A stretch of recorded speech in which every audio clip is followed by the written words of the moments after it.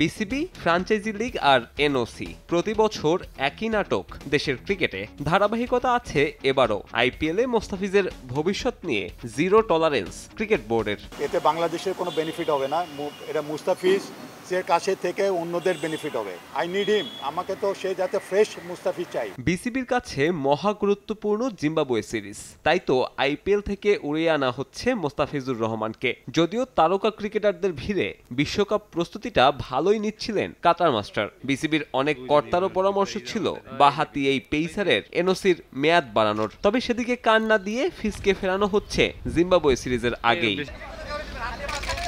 ফিজের বেলায় Zimbabwe series গুরুত্বপূর্ণ হলেও সাকিবের বেলায় ভিন্ন নীতি। ছুটিতে থাকা এই অলরাউন্ডার ফিরবেন এই সপ্তাহেই, তবে টি-20 সিরিজ নয়, মিস্টার 75 খেলবেন 50 ওভারের ঢাকা প্রিমিয়ার লিগ।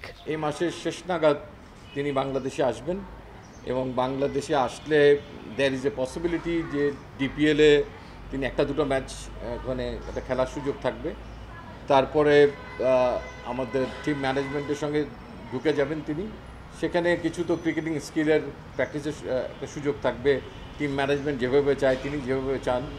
তারপরে ডেফিনেটলি আমরা চাইবো যে টি-20 ম্যাচে যেহেতু 5টা ম্যাচ আছে, শেষের দিকে তিনি যেন খেলার সুযোগ পান।